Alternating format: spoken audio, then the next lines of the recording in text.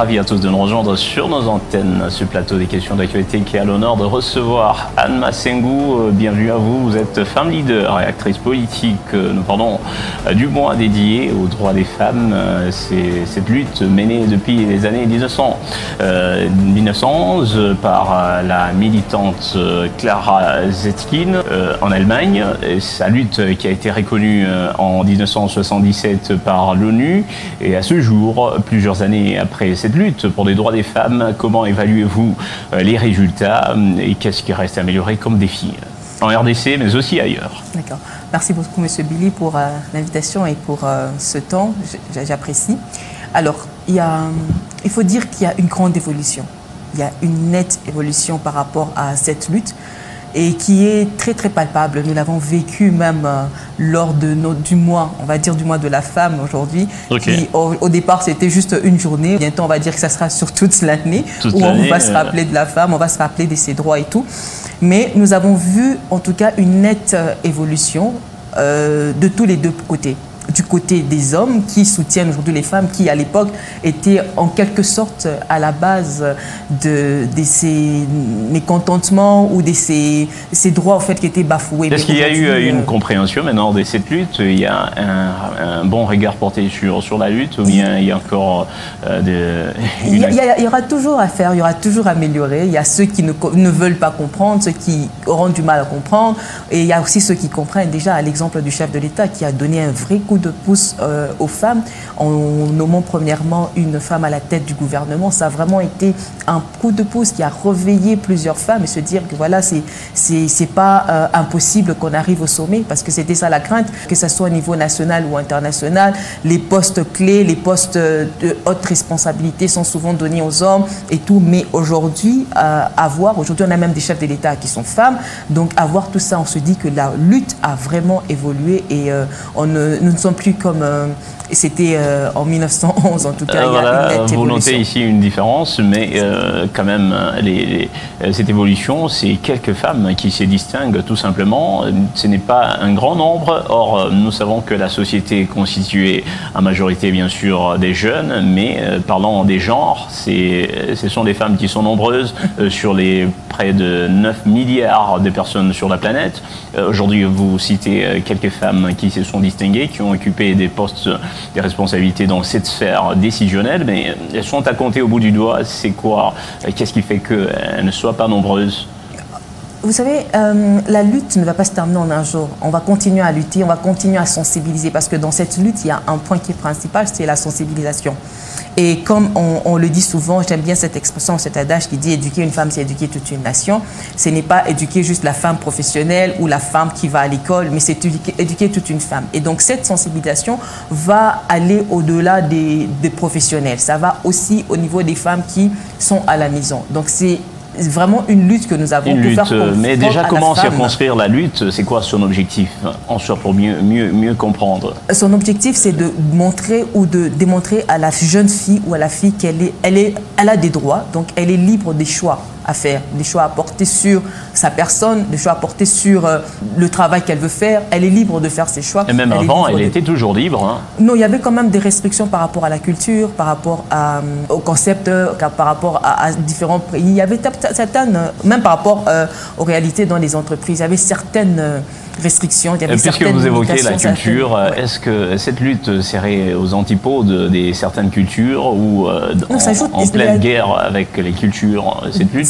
Oui, ça joue, la culture joue vraiment un grand rôle dans tout ça parce qu'aujourd'hui, s'il y avait des femmes ou des jeunes filles au fait, qui étaient envoyées par exemple au foyer à 18, 15 ans, c'est parce que c'était par rapport à certaines cultures. Mais maintenant, avec cette lutte où on essaie de sensibiliser les parents, c'est pour ça que je vous disais que la lutte ne va pas aller juste au niveau professionnel ou au niveau des certaines femmes qui ont réussi. Nous allons avec jusque dans les familles parce que c'est de là que ça doit commencer. Aujourd'hui, si on doit se dire que notre lutte a réussi, c'est lorsqu'on pourra rencontrer une jeune fille de 17 ans, de 18 ans qui ne nous parle pas directement de mariage, qui nous parle de ses ambitions d'être pilote, d'être ingénieur, d'être... voilà, c'est ça. S'il parle de la famille, c'est dans la famille où on doit réveiller ça. c'est dans la famille. Mais on a encore ce problème culturel qui doit toucher, qui doit réveiller non seulement la femme, qui doit réveiller quoi choisir entre la culture si on estime que la lutte serait en marge de certaines cultures? Quoi privilégier entre la lutte et la culture dans différentes sociétés, bien sûr? On n'a pas et on peut parler, bien sûr, pour la RDC. Oui, on n'a pas à privilégier la lutte ou la culture. On a à travailler sur les deux. On a travaillé sur les deux dans l'objectif de pouvoir faire évoluer la femme. Harmoniser, voilà. Okay. Faire évoluer la femme. L'objectif ici, ce n'est pas rejeter l'un, rejeter l'autre. Non, c'est de pouvoir regarder le bénéfice de la femme, la jeune fille, ce qu'elle va bénéficier, ce qui va l'apporter, et non seulement... Et ça même des retombées, en fait, sur la famille. Il y a certaines femmes qui ne comprennent pas encore très bien. Il y a certaines femmes qui ne comprennent pas, qui, aujourd'hui, pensent que la lutte, ça veut dire porter le pantalon et l'homme porter la jupe. C'est vraiment, vraiment différent de tout ça. On est en train de parler ici des droits de la femme, qui ne signifie pas, en fait, de droits dans le foyer. C'est, par exemple, c'est le plus gros problème, en fait, se retrouve à ce niveau-là. C'est au niveau de comprendre que, voilà, nous sommes en train de militer pour des droits sur le plan professionnel, sur le plan éducatif, sur le plan, tout ce qui concerne ça. Mais ce n'est pas pour essayer de prendre une place qu'on n'a pas. Une place, par exemple, dans le foyer, l'homme restera toujours le chef de la maison. L'homme restera toujours le chef du foyer. Donc il n'y a pas de possible permutation des deux rôles. Sinon, ça va même déséquilibrer, en fait, notre lutte. La beauté, c'est dans le fait de jongler entre tout ça. C'est ça la beauté de notre lutte, c'est de dire, ok, nous sommes capables, nous sommes des femmes, nous sommes capables de relever les défis, d'être femme, d'être mère de famille, d'être professionnelle. C'est ça la beauté, en fait. Mais si aujourd'hui nous disons, ok, on va laisser un côté, on va laisser la vie de famille, on va laisser le mari, on va laisser tout ça, on va laisser les enfants et se focaliser sur l'autre. Là, on va totalement échouer. Peut-être rédhibitoire à l'évolution de la société. Là, il faut qu'on puisse laisser tomber carrément. Là, il faut qu'on puisse laisser totalement, parce que ça sera déséquilibré et on aura tout perdu.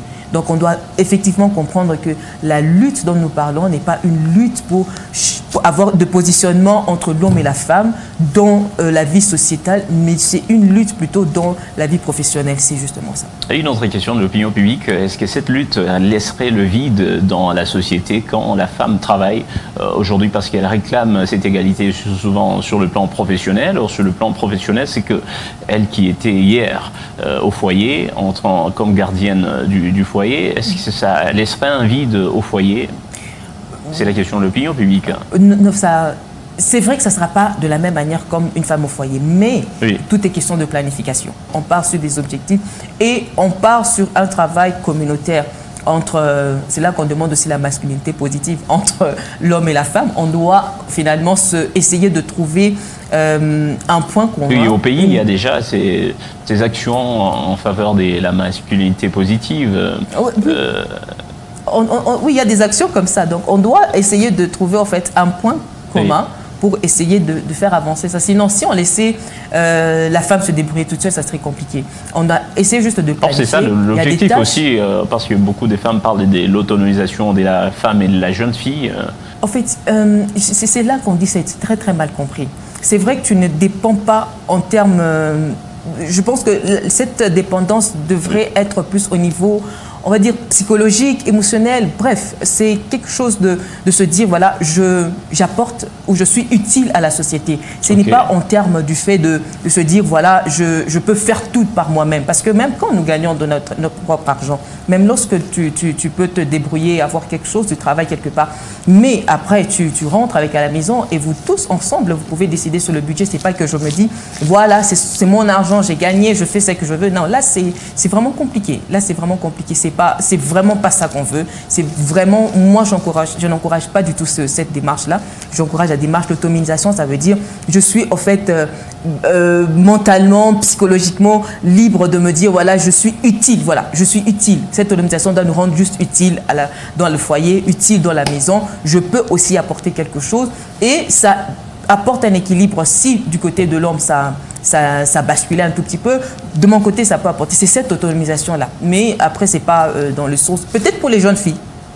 Peut-être pour les jeunes filles, en se disant, voilà, elle ne va pas s'adonner à n'importe qui, elle est autonome, elle peut s'acheter sa petite poudre, peut-être dans ce sens-là. Mais pour les femmes au foyer, essayons de garder, en fait, ces principes fondamentaux du mariage et je pense que ça va apporter un très bel équilibre. Est-ce que cette lutte est venue résorber cette ancienne conception, ou cette conception qui a traîné pendant des longues années, qui aurait certains métiers uniquement pour les hommes? Est-ce que ça a brisé cette ancienne conception? Et quel regard, si ce n'est pas le cas, alors quel regard vous portez sur les femmes ou les métiers à ce jour pratiqués par certaines femmes, alors que jadis ces métiers appartenaient aux hommes ou étaient plus réalisés par des hommes? Okay. Cette lutte n'est pas venue briser, mais plutôt c'est venu réveiller des femmes, réveiller certaines femmes qui avaient toujours eu, au fait, cette envie de faire ce genre de métier. C'est normal, c'est parce que ces potentiels étaient en elles. Chauffeur ou...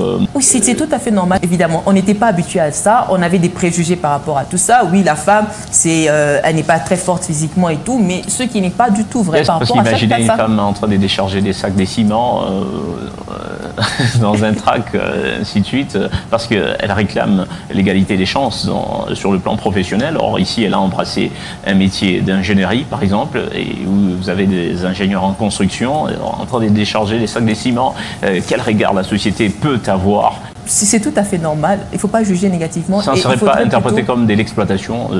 Voilà, c'est là que je voulais en venir. Je voulais en venir que là maintenant, tout dépend maintenant du regard de la société. La société qui engage ces personnes. Oui. Ils doivent en fait essayer de. C'est pourquoi je pense qu'il y a des examens médicaux ou des tests d'aptitude physique. Oui. Voilà.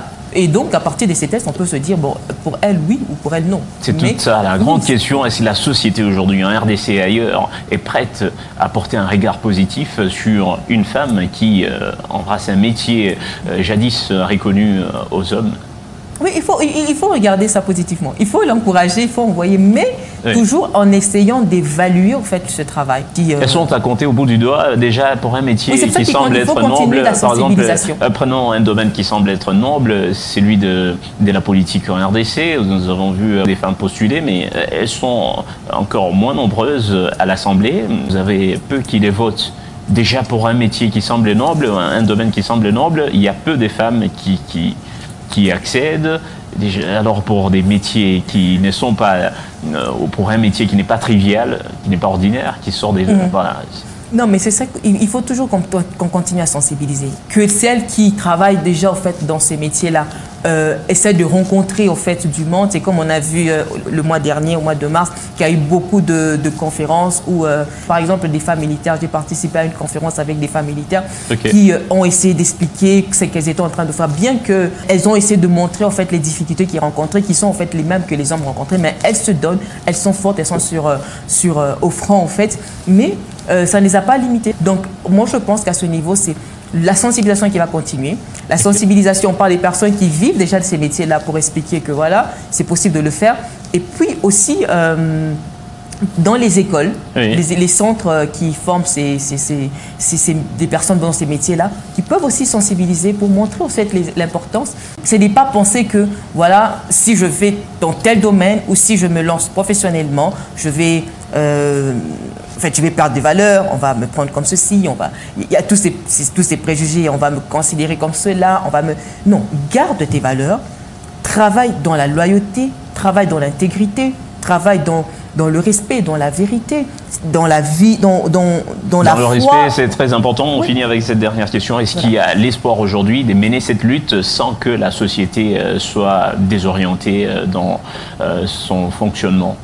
Oui, il y a de l'espoir pour la mener comme ça, parce que ce qui fait en sorte qu'on soit désorienté, c'était la mauvaise compréhension de la chose. Mais avec une bonne compréhension, avec une bonne sensibilisation, je pense qu'on peut mener... Une bonne compréhension, une bonne sensibilisation. Vous avez été compendieuse et bien brève dans vos analyses. Marge la clôture du mois dédié aux droits des femmes, une lutte qui est menée depuis plus d'un siècle sur la planète. Voilà, nous parlions des défis au niveau national à RDC, mais aussi au niveau international. Anne Massengou, c'était un honneur de vous avoir sur ce plateau de questions d'actualité. Je rappelle, vous êtes actrice politique, mais aussi femme leader. Ça sera encore un plaisir, un honneur de vous avoir prochainement pour un autre sujet d'actualité. Merci. Merci mesdames, messieurs, par ici s'achève votre émission. Bonne continuation de nos programmes. Au revoir et à demain.